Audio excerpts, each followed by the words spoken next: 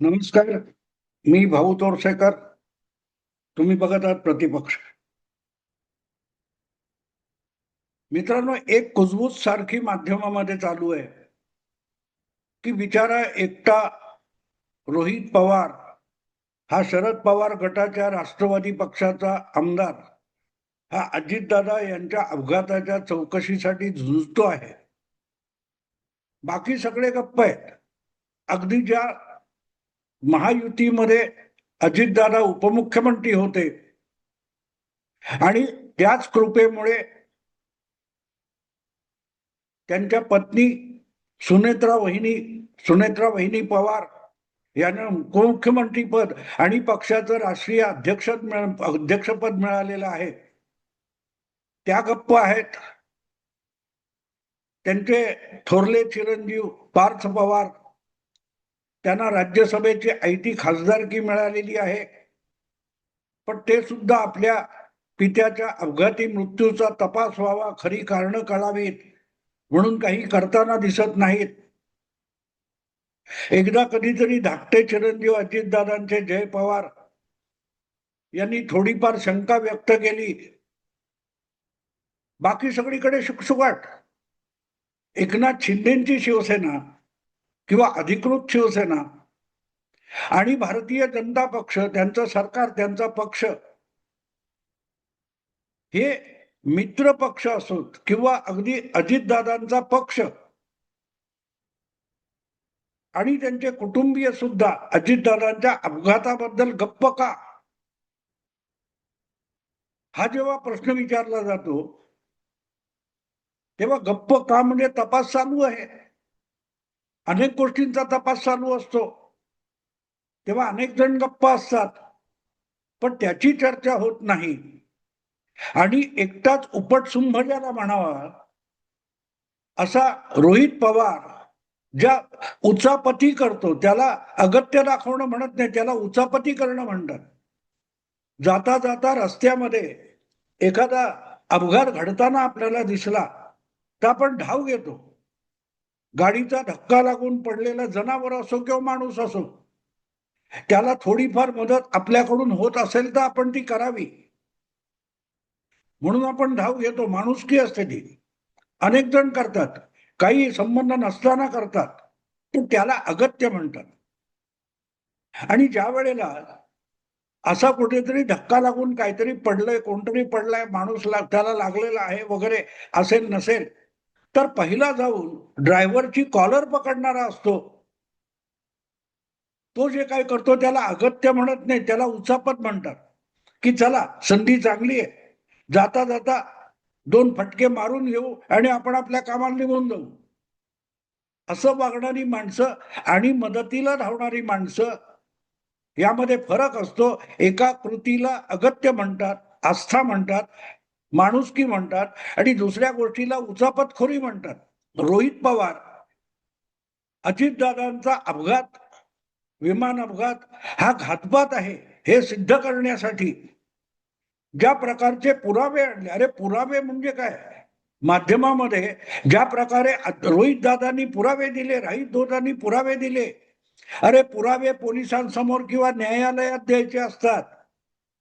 तुम्ही आम्ही रस्त्यावर फालतू गप्पा चव्हाट्यावर मारत, चावडीवर मारत बसतो तेव्हा माझ्याकडे पुरावे आहेत असं म्हणतो ना, त्याला पुरावा म्हणत नाहीत. एखादी गोष्ट कायद्याने गुन्हा सिद्ध करायची असेल तर त्यासाठी आवश्यक असलेले पुरावे म्हणजे काय याचीही व्याप्ती आणि व्याख्या सांगणारा एक एव्हिडन्स ऍक्ट म्हणून कायदा आहे. तेव्हा चावडीवर रिकामपणी शिळोब्याच्या गप्पा मारताना ज्या अर्थाने पुरावा हा शब्द वापरला जातो त्या अर्थाने कुठल्या तपास काम होत नाही. आणि म्हणून रोहित दादांनी पुरावे दिले, रोहित दादांनी प्रेस कॉन्फरन्स घेतली, रोहित दादांनी आरोप केले, हे जे काय थोतांड माध्यमातून चाललंय त्याला प्रतिसाद जर जय पवार, पार्थ पवार किंवा सुनेत्रा वहिनी पवार देत नसतील तर तो त्यांचा गुन्हा आहे हे सिद्ध करण्याचा जो आटापिटा माध्यमातले काही दिवटे करतात, मी त्यांना दिवटे म्हणतो. याचं कारण असं की तुम्हाला रिकामा वेळ असेल म्हणून त्यांना रिकामा वेळ आहे का? आणि त्यांना रिकामा वेळ काढता येत नाही किंवा आपला बहुमूल्य वेळ वाया घालवून यांच्या पोरकटपणाच्या नादाला लागत नाहीत म्हणजे ते आरोपी आहेत अशा प्रकारचा एक माहोल तयार करण्याचा जो प्रयत्न होतो त्यामुळे या विषयाकडे वारंवार वळावं लागतं. ही यापूर्वी मी अनेकदा रोहित पवार हे जे काय उचापती करतायत त्यावर झोड उठवलेली आहे. तो निव्वळ संधी साधूपणा आहे. संधी साधूपणा आहे. त्या पलीकडे काय नाही. आता तर नवीन आरोप काय केलाय रोहित पवारांचा नवा आरोप काय अजितदादांचा राष्ट्रवादी पक्ष कोण चालवतो तेच कळत नाही. अरे तुम्हाला कशाला कळायला पाहिजे? तुम्हाला किंवा तुमच्या आजोबाला त्यांचा पक्ष कोण चालवत होता हे कळलं कधी? आणि कळलं असतं तर तुमच्या पक्षामध्ये अशी दुफडी माजली असती का? दोन तुकडे झाले असते का? अजितदादा वेगळे झाले असते का? एक दिवस अजितदादांच्या बंगल्यावर सरकारी बंगल्यावर विरोधी नेत्याच्या बंगल्यावर पक्षाचे सगळे आमदार जमतात तर त्यातून तिथे काय शिजतंय याचा सुद्धा ठाम पत्ता नाही असे तुमचे महान मुरब्बी चाणक्य आजोबा छगन भुजबळ त्यांना भेटतात आणि अजितदादाच्या बंगल्यावर काय चाललं ते बघून येतो म्हणून सांगतात आणि जाऊन अजितदादांना सामील होतात तरी आजोबांना पत्ता लागत नाही. कधी रोहित पवारनी खडसावून आपल्या आजोबाला किंवा आपल्या आत्याला विचारलं का आपल्या पक्षात काय चाललं होतं तुम्हाला कधी कळलं? पक्षात एवढी दुफडी माजली मग पक्ष कोण चालवत होता?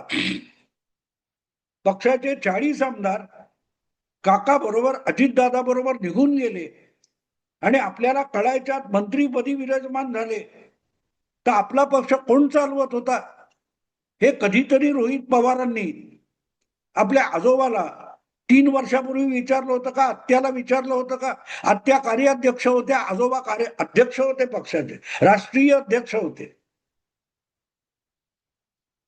तुमचे एक कार्याध्यक्ष तुमचे विधानसभेतले विरोधी पक्ष नेते किंवा तुमचे प्रदेश अध्यक्ष भूषवलेले तटकरे काय करतायत हे कधीतरी ज्या रोहित पवारांनी आपल्या आजोबाला किंवा आत्याला विचारलं नाही ते रोहित पवार आज उठून बंगलोरला जाऊन 0 FIR नोंदवणार त्याच्यासाठी राहुल गांधींची परवानगी घेणार दिल्लीला जाऊन बारामतीला जाऊन FIR करणार मरीन ड्राईव्हला जाऊन FIR करणार तो घेतला नाही आणखीन कुठेतरी बंगलोरला जाणार. या सगळ्याला उचापती म्हणतात. आस्था म्हणत नाहीत अगत्य तर बिलकुल नाही. आणि असे जेव्हा रोहित पवार उचापती करतात त्या मूर्खपणाला उत्तर द्यायला कोणीही बांधील नसतो. ना मुख्यमंत्री बांधील असतात ना सुनेत्रा वहिनी बांधील असतात ना तटकरे किंवा प्रफुल्ल पटेल बांधील असतात. रस्त्यावर कुठलं तरी कुत्र्यांचं झेंगट लागले त्याविषयी तुम्ही गप्प का असाही प्रश्न उद्या रोहित पवार विचारतील आणि आपले पत्रकार ते सुद्धा टीव्हीवर दाखवतील की ठाण्याच्या किंवा मुंबईच्या कुठल्या तरी नाक्यावर एक कुत्र्याचं झेंगट लागलंय आणि त्याविषयी रोहित पवारांनी गौप्यस्फोट करणारा धक्कादायक आरोप केला आणि त्याविषयी ना भाजप बोलत ना मुख्यमंत्री बोलत ना शिंदे बोलत. अरे तुमच्या इतका रिकामा कोणावरही भुंकत बसायला वेळ नाहीये त्या लोकांना. ते काम करतात. तर मुद्दा असा आहे मित्रांनो की या सगळ्या गोष्टी जेव्हा होत असतात तेव्हा त्याची कोणी दखल घ्यावी कोणी घेऊ नये हे सगळ्यांना कळत असतं आणि शहाण्याला तर नक्की कळत असतं खोळ्यांना कळत नाही. त्यामुळे रोहित पवार किंवा त्यांच्या खोलचटपणाचं कौतुक करणारे जे कोणी असतील त्यांच्यासाठी कधीतरी थोडी सवड काढून त्यांच्या कमरेत लाथ घालायचं काम जर तटकरे किंवा प्रफुल्ल पटेल करत असतील ते योग्य आहे. आणि तटकरे यांनी काल परवा पत्रकार परिषद घेऊन ती लाथ कमरेत व्यवस्थित घातलेली आहे.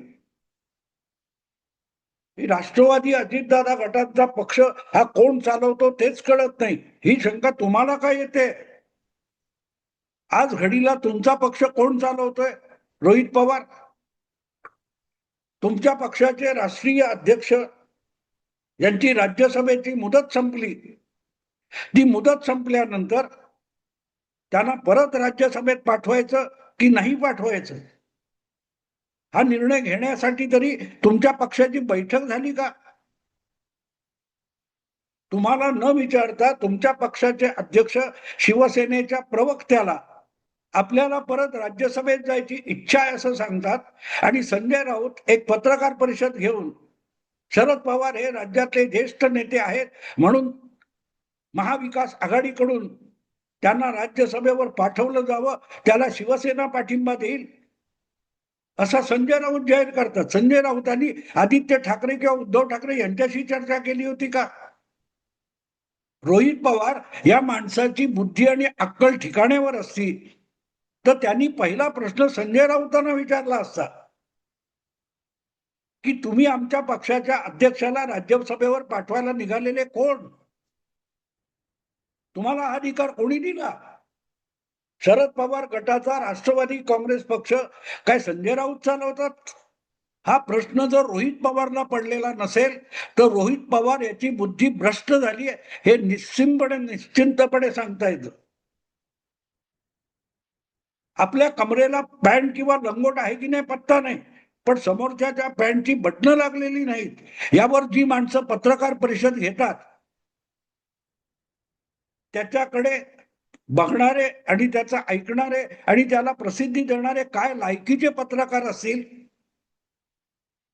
हे आपल्याला ओळखता आलं पाहिजे. आणि ज्या वेळेला अशा लायकीची माणसं सभोवार दिसायला लागतात तेव्हा तिथे आपलं तोंड न उघडता त्यांच्यापासून शक्य तितक्या लवकर दूर निघून जावं, एवढी बुद्धी ज्यांची शाबूत आहे त्यामध्ये जय पवार, पार्थ पवार, सुनेत्रा वहिनी पवार यांचा समावेश होतो.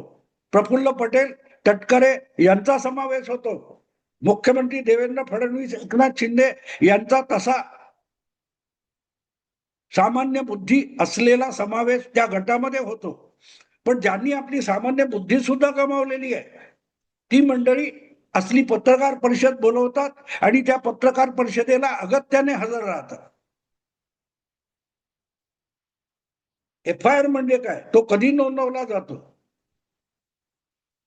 काय काय अक्कल बाजळली जाते. आणि तेही सोडून द्या, मुद्दा इतकाच आहे की अजितदादा गटाचा राष्ट्रवादी काँग्रेस पक्ष कोण चालवतोय ते कळत नाही. तुला कळायची गरजच काय?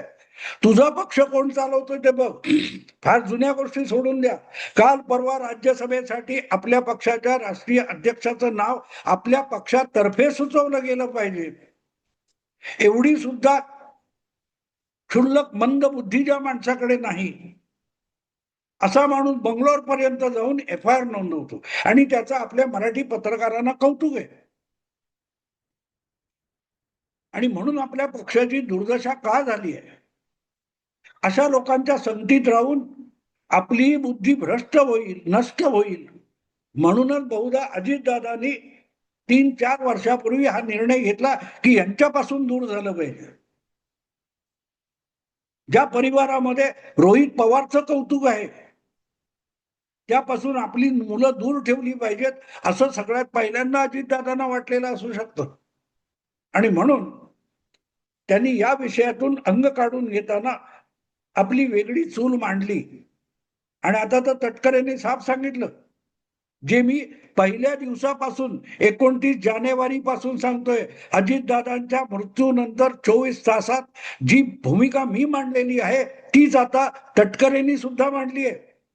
की अजितदादांच्या अंत्यसंस्कारात तुम्ही बघितलं असेल कोण आमचा पक्ष हायजॅक करायला बघत होता आणि त्यात अपयश आल्यानंतरचा आता जी हताशा आहे, निराशा आहे, फ्रस्ट्रेशन आहे ते अशा पत्रकार परिषदा आणि FIRच्या उचापती करून भागवलं जातंय. हेच तटकरेंनी सांगितलं ना. जवळजवळ किती बघा 2 महिन्यापूर्वी अजितदादांच्या मृत्यूनंतर 24 तासात जी गोष्ट मी एक व्हिडिओतून सांगितली होती नेमकी तीच गोष्ट आता तटकरे सांगतायत.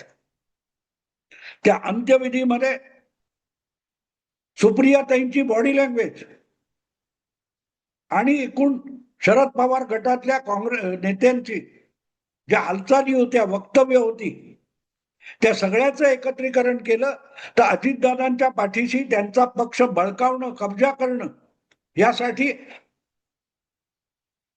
मृतदेहाला अग्नी देण्यापूर्वीपासून कारस्थानं सुरू झाली. ही भूमिका मी पहिल्या व्हिडिओत 29 जानेवारीला मांडलेली आहे. अजूनही तो व्हिडिओ तुम्ही बघू शकता. आणि आता रोहित पवारांच्या उचापतीला उत्तर देण्यासाठी नुकतीच जी एक पत्रकार परिषद सुनील तटकर यांनी घेतली, त्यामध्ये तटकर यांनी त्याचा एक प्रकारे कबुली जबाब दिला किंवा त्याला दुजोरा दिला. रोहित पवारांना कुठल्याही तपासाबद्दल आस्था नाहीये. रोहित पवारांचं दुःख इतकंच आहे की जे विलिनीकरण होणार होतं आणि सगळ्याच्या सगळं घवाड हे आपल्याला मिळणार होतं, आपल्या उर्वरित पवार कुटुंबाकडे येणार होतं, ते गेलं. आणि मग पर्यायाने कल्पनेतलं राज्यमंत्रीपद गमावलं. यासाठी ऊर वडवणं चालू आहे. यापेक्षा त्याला काही अर्थ नाही. मित्रांनो, आता थांबतो. आवडलं लाईक करा, शेअर करा आणि प्रतिपक्षाला सबस्क्राईब करा. नमस्कार.